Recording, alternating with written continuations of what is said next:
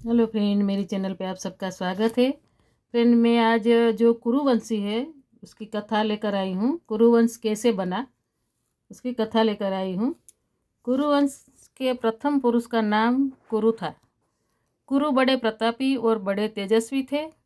उन्हीं के नाम पर कुरुवंश की शाखाएं निकली और विकसित हुई। एक से एक प्रतापी और तेजस्वी वीर कुरुवंश में पैदा हो चुके हैं। पांडवों और कौरवों ने भी कुरुवंश में ही जन्म धारण किया था। महाभारत का युद्ध भी कुरुवंशियों में ही हुआ था। किंतु कुरु कौन थे और उनका नाम जिसके द्वारा और कैसे हुआ था, वेद व्यास जी ने इस पर महाभारत में प्रकाश डाला। हम यहाँ संक्षेप में उसकी कथा को सामने रखते हैं। कथा बड़ी रोचक और प्रेरणादायी है, तो आप सुनिए जरूर। अति प्राचीन काल में हस्तिनापुर में एक प्रतापी राजा राज्य करता था। उस राजा का नाम स्वर्ण था। वह सूर्य के समान तेजवान था। वो प्रजा का बड़ा पालक था। स्वयं कष्ट उठा लेता था, पर प्राण देकर भी प्रजा के कष्टों को दूर करता था। सवर्ण सवर्ण सूर्यदेव का अनन्य भक्त था। वह प्रतिदिन बड़ी श्रद्धा के साथ सूर्यदेव की उपासना किया करता था। जब तक सूर्यदेव की उपासना नहीं कर लेता था, तब तक जल का एक घूंट भी कंठ के नीचे नहीं उतारता था। एक दिन सवर्ण एक पर्वत पर आखेट के लिए गया। जब वह हाथ में धनुष्य बाण लेकर पर्वत के ऊपर आखेट के लिए भ्रमण कर रहा था, तो उसे अति सुंदर युवती दिखाई पड़ी। वह युवती सुंदरता के सांचे में ढली हुई थी। उसके प्रत्येक अंग को विधाता ने बड़ी रुचि से शांत संवार कर बनाया था। श्रवण ने आज तक ऐसी स्त्री देखने की कौन कहे कल्पना तक नहीं की थी। श्रवण स्त्री पर आसक्त हो गया और सब कुछ भूलकर अपने आप को उस पर निछावर कर दिया। वह उसके पास जाकर त्रुषित नेत्रों से उसकी ओर देखता हुआ बोला, तनंगी, तुम कौन हो? तुम देवी हो, गंधर्व हो या किन्नरी हो? तुम्हें देखकर मेरा चित्त चंचल हो उठा। तुम मेरे साथ गंधर्व विवाह करके सुखोपभोग करो। पर युवती ने श्रवण की बातों का कुछ भी उत्तर नहीं दिया। वह कुछ क्षणों तक श्रवण की ओर देखती रही, फिर अदृश्य हो गई। युवती के अदृश्य हो जाने पर श्रवण अत्यधिक व्याकुल हो गया। वह धनुष्य बाण फेंककर उन्मत्ति को भांति विलाप करने लगा, सुंदरी, तुम कहाँ चली गई? जिस प्रकार सूर्य के बिना कमल मुरझा जाता है, जिस प्रकार पानी के बिना पौधा सूख जाता है, उसी प्रकार तुम्हारे बिना मैं जीवित नहीं रह सकता। तुम्हारे सौंदर्य ने मेरे मन को चुरा लिया है। तुम प्रकट होकर बताओ कि तुम कौन हो और मैं तुम्हें किस प्रकार पा सकता हूँ। युवती पुनः प्रकट हुई और स्वर्ण की ओर देखती हुई बोली, राजन, मैं स्वयं आप पर मुग्ध हूँ, पर मैं अपने पिता की आज्ञा के वश में हूँ। मैं सूर्यदेव की छोटी पुत्री हूँ। मेरा नाम तप्ती है। जब तक मेरे पिता आज्ञा नहीं देंगे, मैं आपके साथ विवाह नहीं कर सकती। यदि आपको मुझे पाना है तो मेरे पिता को प्रसन्न कीजिए। युवती अपने कथन को समाप्त करती हुई पुनः अदृश्य हो गई। सवर्ण पुनः उन्मत्तों की भांति विलाप करने लगा। वह आकुलित होकर पृथ्वी पर गिर पड़ा और तपती तपती पुकार के पर्वत को ध्वनि करने लगा। स्वर्ण तप्ती को पुकारते पुकारते धरती पर गिर पड़ा और बेहोश हो गया। जब उसे होश आया तो पुनः तप्ती याद आई और याद आया उसका कथन, यदि मुझे पाना चाहते हो तो मेरे पिता सूर्यदेव को प्रसन्न कीजिए। उनकी आज्ञा के बिना आपसे विवाह नहीं कर सकती।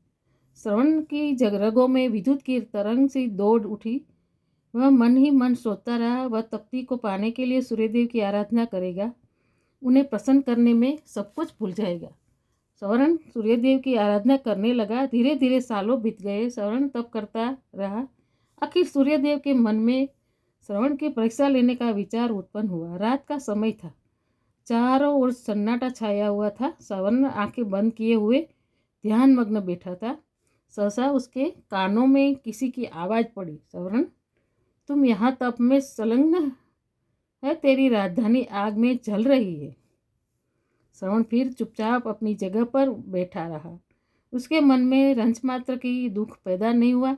उसके कानों में पुनः दूसरी दूसरी आवाज़ पड़ी, श्रवण तेरी कुटुंब के सभी लोग आग में जलकर मर गए।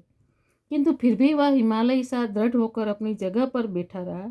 उसके कानों में पुनः तीसरी बार कंठ स्वर पड़ा, श्रवण तेरी प्रजा अकाल की आग में जलकर भस्म हो रही है।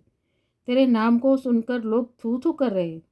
फिर भी वह दृढ़तापूर्वक तप में लगा रहा। उसकी दृढ़ता पर सूर्यदेव प्रसन्न हो उठे और उन्होंने प्रकट होकर कहा, श्रवण मैं तुम्हारी दृढ़ता पर मुग्ध हूँ, बोलो तुम्हें क्या चाहिए। सवर्ण सूर्यदेव को प्रणाम करता हुआ बोला, देव मुझे आपकी पुत्री तप्ती को छोड़कर और कुछ नहीं चाहिए। कृपा करके मुझे तप्ती तप्ती देकर मेरे जीवन को कृतार्थ कीजिए।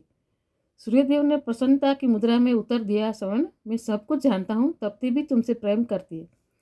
तप्ती तुम्हारी है। सूर्यदेव ने अपनी पुत्री तप्ती का श्रवण के साथ विधिवत विवाह कर दिया। श्रवण तप्ती को लेकर उसी पर्वत पर रहने लगा और रंग राग में अपनी प्रजा को भूल गया।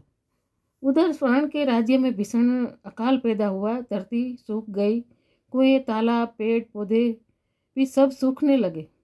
प्रजा भूखों मरने लगी। लोग राज्य को छोड़कर दूसरे देशों में जाने लगे। किसी देश का राजा जब राग रंग में डूब जाता है तो उसकी प्रजा का यही हाल होता है। श्रवण का मंत्री बड़ा बुद्धिमान उदार हृदय का था। वह श्रवण का पता लगाने के लिए निकला। वह घूमता घूमता उसी पर्वत पर पहुंचा जिस पर श्रवण तप्ती के साथ निवास करता था। श्रवण के साथ तप्ती को देखकर बुद्धिमान मंत्री समझ गया कि उसका राजा स्त्री के सौंदर्य जाल में फंसा हुआ है। मंत्री ने बड़ी ही बुद्धिमान के साथ काम किया। उसने श्रवण को वासना के जाल से छुड़ाने के लिए अकाल ही आग में जलते हुए मनुष्य के विचित्र चित्र बनाए। वह उन चित्रों को लेकर श्रवण के सामने उपस्थित हुआ। उसने श्रवण से कहा, महाराज मैं आपको चित्रों की एक पुस्तक भेंट करना चाहता हूँ। मंत्री ने चित्रों की वजह पुस्तक श्रवण की ओर बढ़ा दी। श्रवण पुस्तक का उलट पलट कर देखने लगा। किसी पन्ने में मनुष्य पेड़ों की पत्तियों खा रहे थे, किसी पन्ने में माताएं अपने बच्चों के कुएं में फेंक रही थी, किसी पन्ने में भूखे मनुष्य जानवरों को कच्चा मांस खा रहे थे और किसी पन्ने में मनुष्य से हाथ में कीचड़ लेकर चाट रहे थे। श्रवण चित्र को देखकर गंभीरता के साथ बोला, यह किस राजा के राज्य की प्रजा का दृश्य है। मंत्री ने बहुत ही धीमी और प्रभावपूर्वक स्वर में उत्तर दिया, उस राजा का नाम श्रवण है। यह सुनकर श्रवण चकित हो उठा। वह विस्मय भरी दृष्टि से मंत्री की ओर देखने लगा। मंत्री पुनः अपने ढंग से बोला, मैं सच कह रहा हूँ महाराज, यह आपकी प्रजा का दृश्य है। प्रजा भूखों मर रही है, चारों ओर हाहाकार मचा है। राज्य में न अन्न है न पानी है। धरती की छाती फट गई है महाराज। वृक्ष भी आपको पुकारते पुकारते सूख गए हैं। यह सुनकर श्रवण का हृदय कांप उठा। वह उठकर खड़ा हो गया और बोला, मेरी प्रजा का यह हाल है और मैं यहाँ मद में पड़ा हुआ हूँ। मुझे धिक्कार है। मंत्री जी मैं आपका कृतज्ञ हूँ, आपने मुझे जगाकर बहुत अच्छा किया। श्रवण तप्ती के साथ अपनी राजधानी पहुँचा। उसके राजधानी में पहुँचते ही जोरों की वर्षा हुई। सूखी हुई धरती पृथ्वी हरियाली से ढक गई। अकाल दूर हो गया। प्रजा सुख और शांति के साथ जीवन व्यतीत करने लगी। वह श्रवण को परमात्मा और तप्ती को देवी मानकर दोनों की पूजा करने लगी। श्रवण और तप्ती से ही कुरु का जन्म हुआ था। कुरु भी अपने माता पिता के समान ही प्रतापी और पुण्यात्मा था। युगों बीत गए हैं किंतु आज भी घर घर में कुरु का नाम गूंज रहा है। जय श्री भगवान। राधे राधे श्याम। ये कहानी अच्छी लगी हो तो ज़रूर आप देखिए मेरा वीडियो, शेयर करिए, सब्सक्राइब करिए। मेरे चैनल को देखने के लिए आप सबका बहुत बहुत धन्यवाद।